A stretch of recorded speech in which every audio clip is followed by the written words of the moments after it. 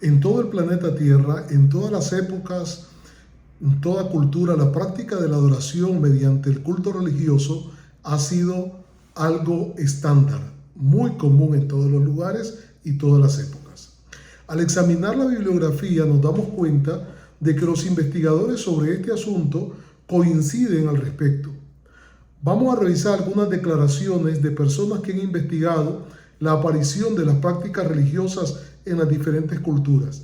Por ejemplo, en el libro Lo Sagrado y lo Profano, escrito en 1951, en la página 12, la escritora Mircea Eliade dice: el encuentro con lo sagrado, la experiencia de otro orden de realidad, es tan antigua como la conciencia humana misma. Hay otra escritora, Karen Armstrong, quien al respecto dice algo semejante. Dice: el ser humano siempre ha sido un buscador. La búsqueda de sentido, propósito y de algo más grande que nosotros mismos es tan antigua como la humanidad misma. Eso lo escribe en el libro The Case for God, la página 4, en el año 2009 fue escrito. Armstrong en este libro analiza cómo las religiones evolucionaron y se adaptaron a las necesidades de las sociedades, surgiendo de la búsqueda de algo trascendental que ha sido una constante en la humanidad. Otro escritor que podemos consultar es Robert Bellah, quien en su estudio sobre la religión evolutiva sugiere que las prácticas religiosas han estado presentes en todas las sociedades desde tiempos inmemoriales. Él escribe diciendo: la religión ha sido coexistente con la humanidad en formas tan simples y siempre ha estado llenando la parte esencial de la vida humana. Esto lo escribe en el libro Religion and Human Evolution, en la página 5, escrito en el año 2011. Entonces, como vemos, estas citas respaldan la idea de que la religión ha estado en todas las culturas. Ha existido desde siempre para todos los grupos humanos, no importa dónde hayan estado localizados. Ahora, debemos de recordar que las diferentes culturas fueron creando sus conceptos de Dios y ellos creaban sus dioses sobre la interpretación del mundo y la interpretación de lo trascendente que ellos podían percibir del mundo. Las culturas antiguas entonces creaban sus deidades o sus dioses a partir de una combinación de elementos naturales, valores sociales y conceptos abstractos. Esto reflejaba su comprensión del mundo y de sus necesidades espirituales y prácticas. Vamos a ver algunos ejemplos. Por ejemplo, los mesopotámicos. Los mesopotámicos, como los sumerios, crearon dioses que representaban aspectos vitales de la naturaleza y de la sociedad. Por ejemplo, Enlil era el dios del viento y las tormentas. Era uno de los dioses principales de ellos, mientras que Ea o Enki representaba la sabiduría y las aguas. La religión mesopotámica tenía dioses para casi todo, ya que la naturaleza era fundamental en su forma de ver el mundo. Los dioses también reflejaban una jerarquía como su sociedad, como una figura suprema. Anu, como el rey de los dioses, era el que estaba en el punto más alto.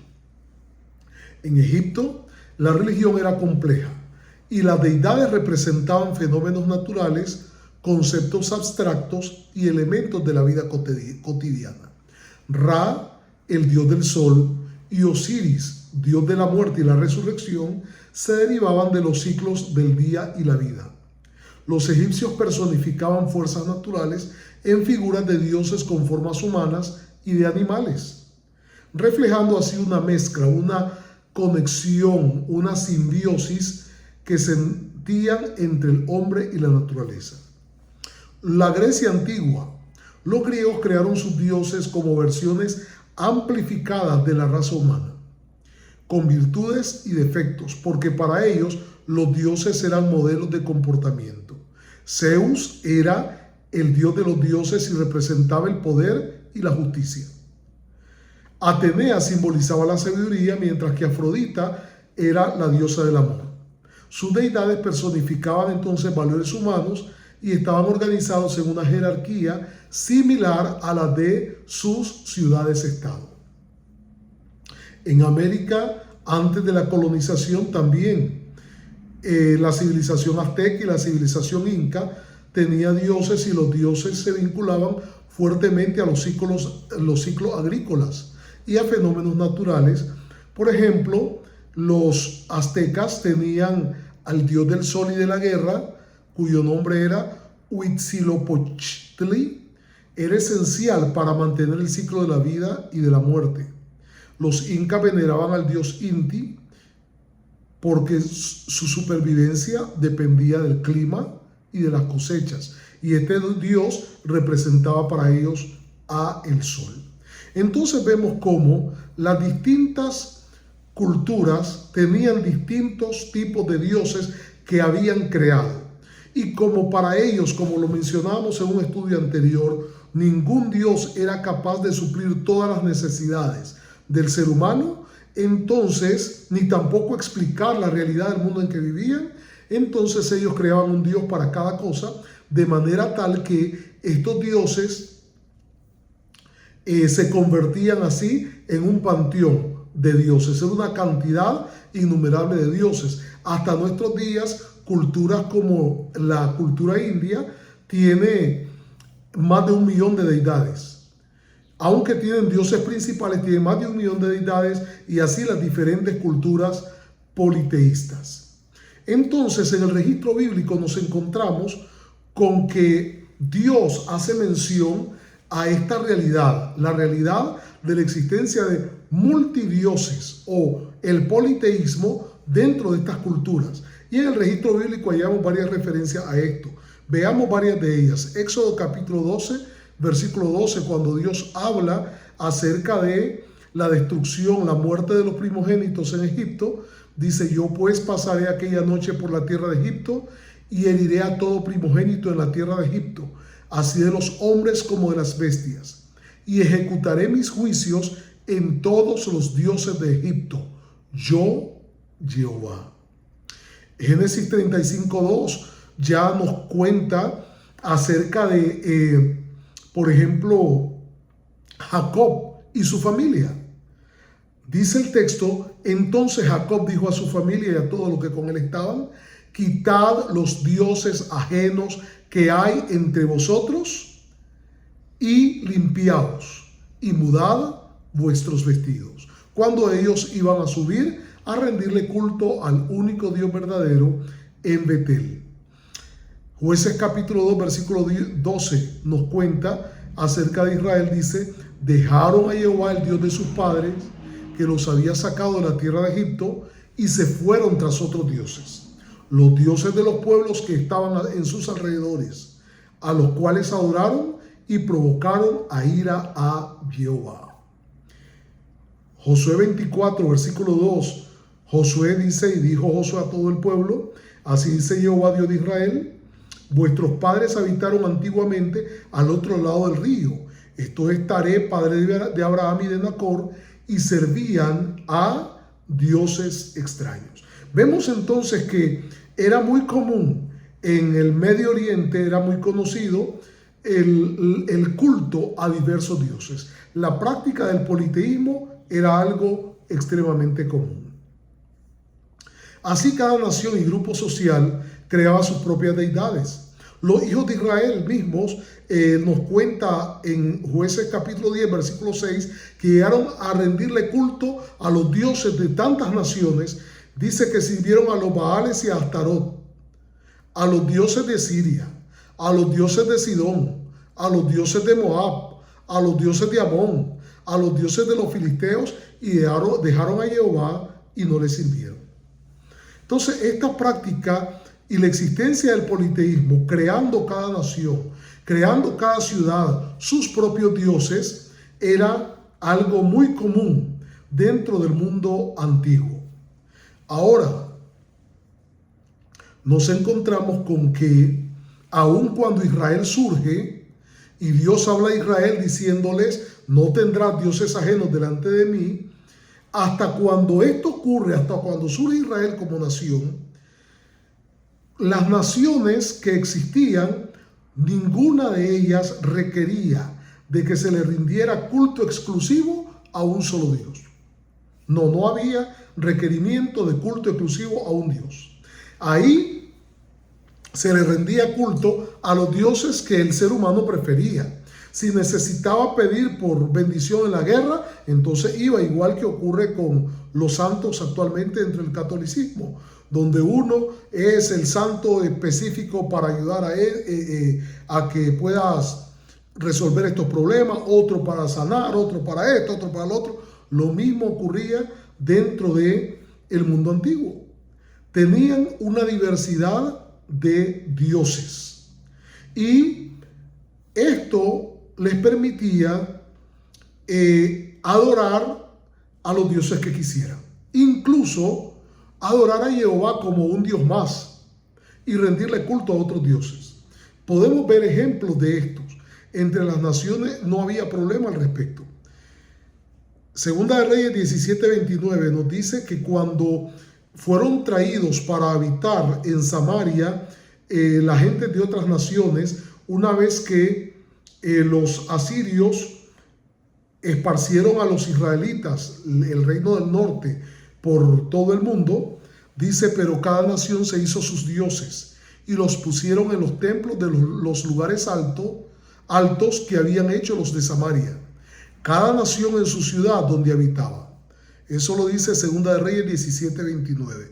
Y el versículo 31 dice, los abeos hicieron a Nipás y a Tartac, y los de Sefarbaín quemaban sus hijos en el fuego para adorar a Adramelec y a Anamelec, dioses de Sefarbaín. Versículo 33 de Segunda de Reyes 17, temían a Jehová y honraban a sus dioses, según la costumbre de las naciones donde habían sido trasladados. Versículo 41, así temieron a Jehová aquellas gentes y al mismo tiempo sirvieron a sus ídolos, y también sus hijos y sus nietos, según como hicieron sus padres, hacen hasta hoy.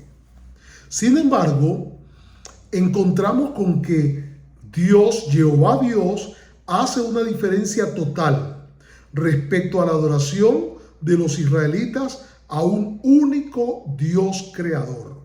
El primer mandamiento que Dios le da a Israel es: no tendrás dioses ajenos delante de mí. Ustedes imaginan el choque que esto debe haber resultado para los israelitas escuchar esta declaración. Venían de Egipto, una nación con tantos dioses, cada ciudad teniendo sus dioses. Pero ahora Dios se presenta delante de ellos y les dice: no tendrás dioses ajenos delante de mí. Es decir, se acabó aquí politeísmo. Aquí no hay adoración a más adoración a Jehová. Josué 23:7, ahí nos recuerda ese mandato dado por Dios, para que no os mezcléis con estas naciones que han quedado con vosotros, ni hagáis mención siquiera. Oigan bien, ni hagáis mención, es decir, no mencionéis, ni juréis por el nombre de sus dioses. Ni los vas a servir, ni te vas a inclinar a ellos. Jueces 10:13, mas vosotros me habéis dejado y habéis servido a dioses ajenos. Dios aquí reclama el hecho de que ellos habían ido a servir a otros dioses. No es como ocurría en Egipto, no es como ocurría entre los caldeos, no es como ocurría en el mundo en general, rindiendo culto a una diversidad de dioses. No. Dios ahora reclama que los israelitas se fueron a servir a dioses ajenos y dice: por tanto, no os libraré más. Versículo 14 de Jueces capítulo 10, andad y clamad a los dioses que os habéis elegido, que os libren ellos en el tiempo de vuestra aflicción. Claramente, este asunto marca un antes y un después.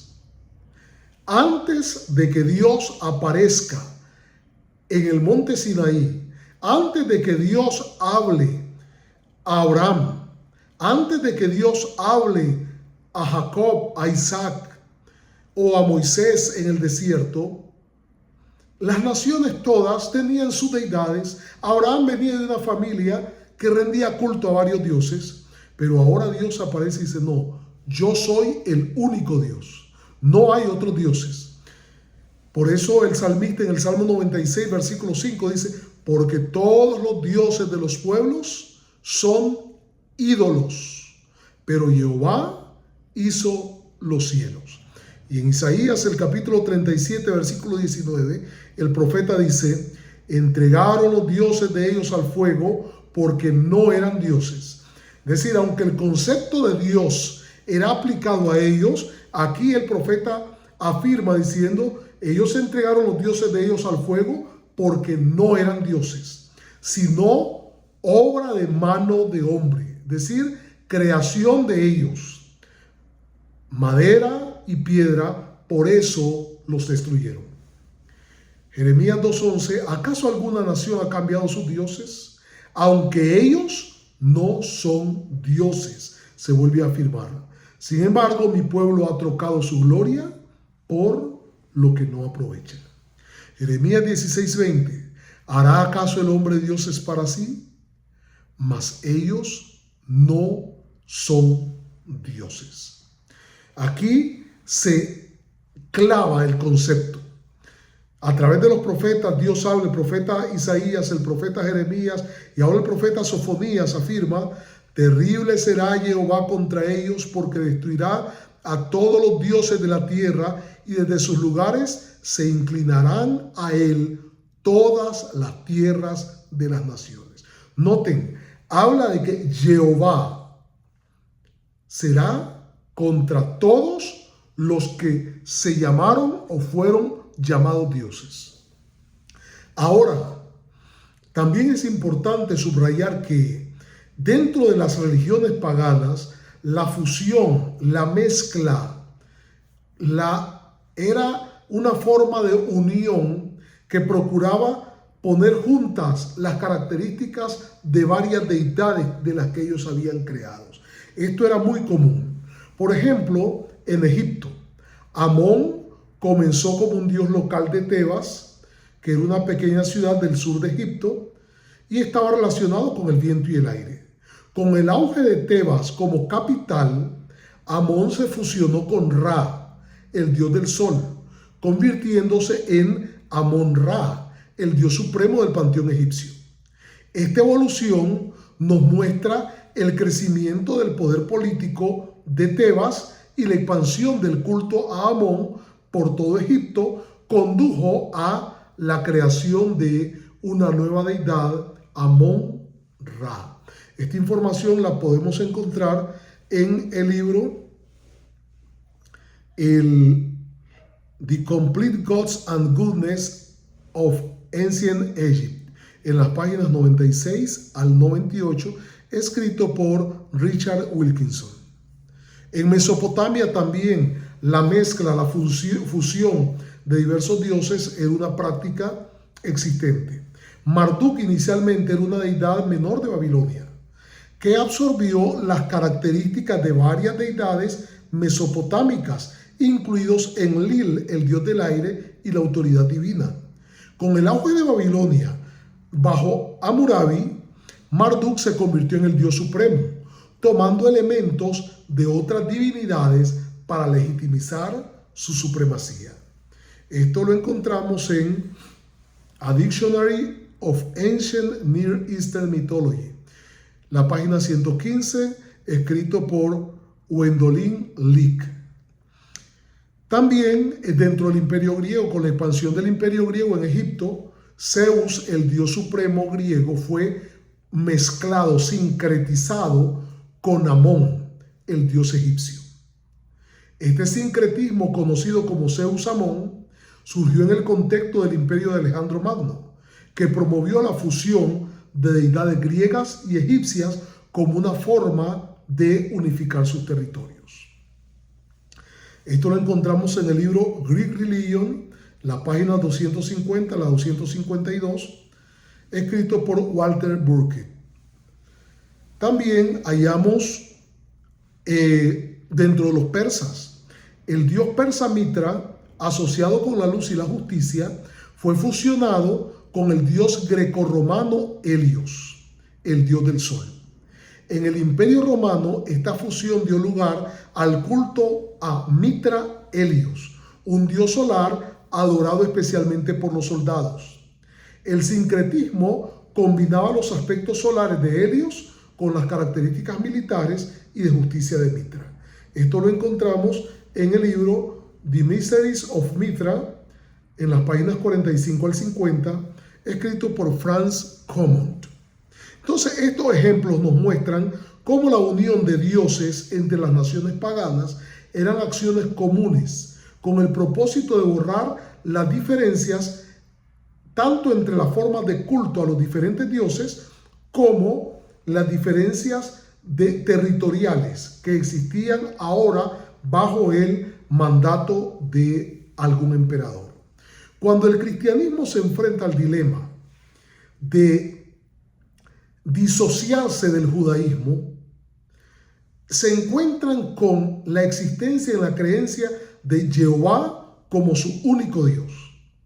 Y entonces ahora, siendo que el judaísmo no es una religión popular en el Imperio Romano, más bien es una religión proscrita dentro del Imperio Romano, entonces nos hallamos con que el cristianismo comienza a construir ya desde el siglo II, el siglo III y el siglo IV está en su auge pleno, la construcción de creencias diferentes, producto de la interpretación que cada uno de los distintos obispos en cada territorio hacía a la lectura que había ido sustituyendo la lectura de la ley de los profetas ahora entonces se sustituye con la lectura a los escritos que son seleccionados como escritos de los apóstoles. En este contexto se produce la convocatoria al Concilio de Nicea, hecha por Constantino, el emperador Constantino, el emperador romano. Ahora el emperador Constantino necesita de toda forma posible conseguir políticamente unir su imperio. A él no le conviene un imperio influido por una religión como el judaísmo. Entonces él financia, convoca y dirige el Concilio de Nicea. Y entonces se trae en el Concilio de Nicea el concepto de la divinización de Jesús. Este es un concepto claramente pagano que ha existido ya en culturas anteriores. Tanto los romanos, que era el imperio existente, ya lo habían practicado.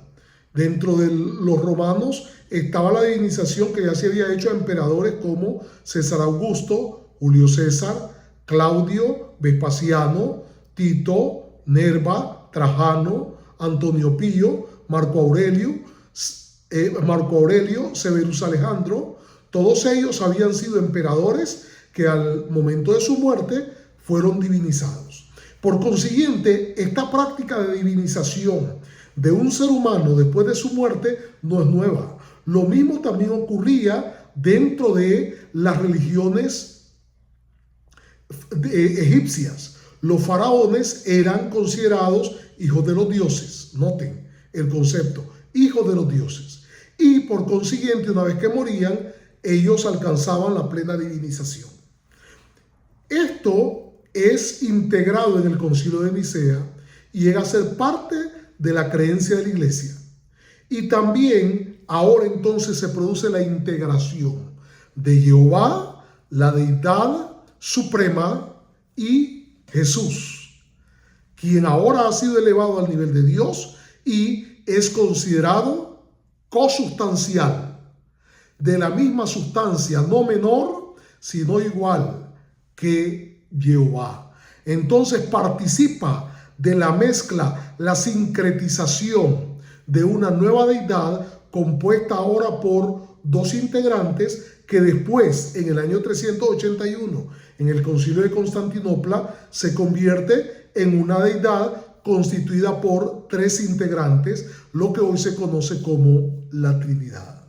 Esto era conveniente y la creación de este concepto de deidad resultaba muy conveniente para el imperio, porque el poder político ya no tendría que luchar con distintas corrientes religiosas y territoriales respondiendo a distintos tipos de culto. Esta fue una gran oportunidad que fue protegida, respaldada por el emperador, haciendo uso de su poder político como era tan común en esta época. Sin embargo, aquí hallamos un problema radical. Y el problema es de que Dios menciona de que no hay pluralidad en Dios. Deuteronomio 32:39 nos dice: ved ahora que yo soy, y no hay dioses conmigo. Yo hago morir y yo hago vivir. Yo hiero y yo sano. No hay quien pueda librar de mi mano. Isaías, el profeta Isaías, en Isaías 41:23 nos dice: dadnos nuevas, hablando a los otros que pretendían ser dioses, dadnos nuevas de lo que ha de ser después, para que sepamos que vosotros sois dioses, o a lo menos hacer bien o mal, para que tengamos que contar y juntamente nos maravillemos. El profeta Jeremías, en Jeremías 10:11, dice: les diréis así: los dioses que no hicieron los cielos ni la tierra, desaparezcan de la tierra y desaparezcan de los cielos. A pesar de que existe referencia a religiones que poseían leyes atribuidas a sus deidades, como el caso de Amón en Egipto o Marduk en Mesopotamia, nunca aparece Dios dictando las leyes al pueblo que elige, como lo hace Jehová en el Sinaí a todo Israel, donde Israel es congregado al pie del monte. Y ahí Dios mismo les habla diciendo: yo soy Jehová tu Dios, que te saqué de la tierra de Egipto, de casa de servidumbre. No tendrás dioses ajenos delante de mí. Este es el mandamiento que más veces se repite a Israel directamente en la ley o a través de los profetas: no tendrás dioses ajenos delante de mí. No hay momento previo en el que haya existido monoteísmo.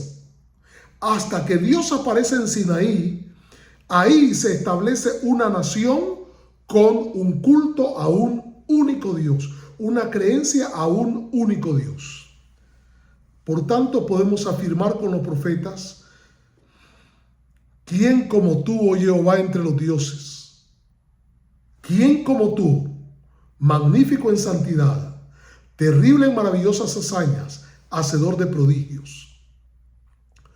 Y en el Éxodo 23:13, todo lo que os he dicho, guardadlo, y en nombre de otros dioses no mentaréis, ni se oirá de vuestra boca.